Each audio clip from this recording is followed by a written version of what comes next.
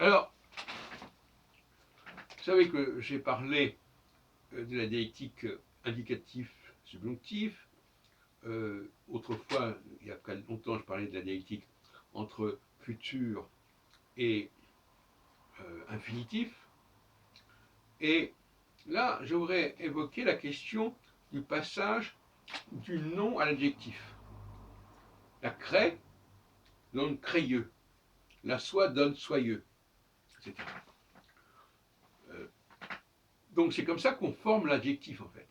Tout comme on forme l'adverbe à partir de la forme féminine activement, légèrement, pas légerement. Donc là, on ne prononce pas au masculin la forme léger, parce que tout simplement, il y a une règle de prononciation qui ne le permet pas.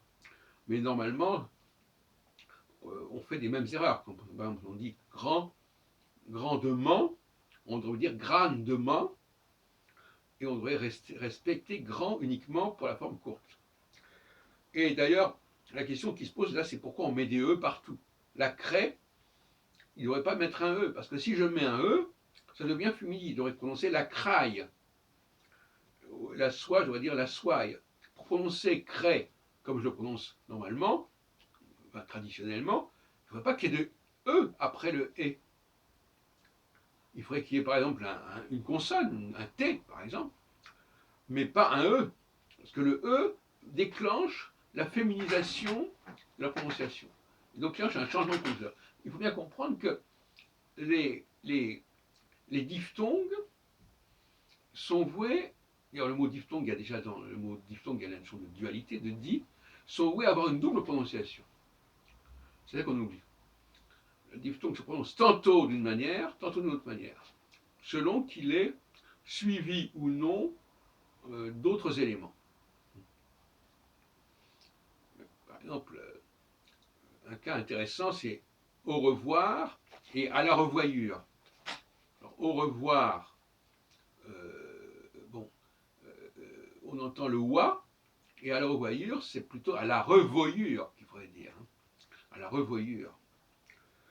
Alors, dans d'autres langues, le problème ne se pose pas parce qu'ils ont complètement perdu ces critères. Donc le français et l'anglais sont les deux seuls qui ont conservé les critères, l'anglais à travers le français, bien entendu. Mais dans les autres langues latines, le problème ne se pose pas. La phonétique sociale, publique, populaire a effacé le différentiel avec l'écrit qui était plutôt élitique, en tout cas qui était le mode d'emploi. Donc tout est à refaire dans ces langues-là. En français, le travail est quand même moins lourd parce qu'on n'a pas tout perdu. Et on a encore les critères qui permettent de reconstituer le système, alors que dans les autres langues, on ne peut pas. Cela dit, on pourrait, à partir du français, l'exemple français, on pourrait reconstituer une bonne façon de parler l'italien et le castillan. Bon, enfin, peu importe. Je reste sur ça. Par exemple, je paye. On dit feuille de paye, mais on pourrait dire feuille de paix. Bon. Mais le problème, c'est que comme il y a un E après paye, on est amusé, on devrait dire feuille de paille. Et on devrait dire P uniquement quand il n'y a pas de E après. Comme dans P, la P. On dit la P, ça c'est normal de dire la P. Parce qu'il y a un X, et bon, le X, moi, je crois que l'erreur, c'est de croire que c'est uniquement le E qui déclenche la féminisation. Non, n'importe quelle la féminisation, effectivement, à partir du moment où il y a, à partir du moment où il y a une autre consonne que le E, on préserve le masculin. À condition que cette consonne ne soit pas prononcée. Quand je dis par exemple la P, ben, je ne prononce pas le X, que je sache.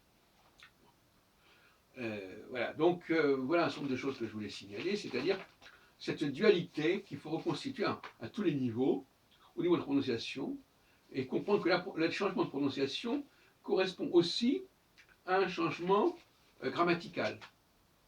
Passage du nom à l'adjectif, passage de l'indicatif au subjonctif.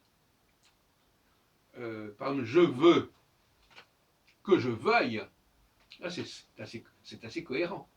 Je veux, bon, donc ça c'est une autre formule, c'est une diphtongue EU, je veux, et quand elle est suivi d'autres lettres, avec le I de ZLE à la fin, c'est évident qu'on passe au féminin. Hein.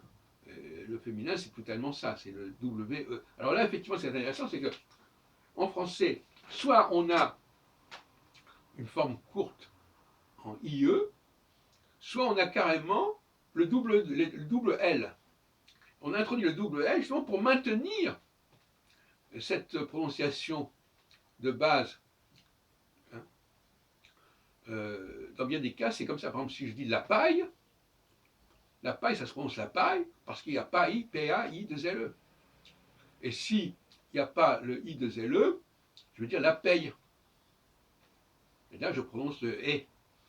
Mais là, c'est aussi incorrect parce que le E après le I, on devrait prononcer la paille. Enfin, vous voyez bien qu'en français, on a quand même le double L qui vient féminiser le mot. Et quand il y a simplement IE, on aurait tendance à rester dans le E. Mais dès qu'on ajoute le I2LE, alors là, on est sûr qu'on va passer à la forme féminine.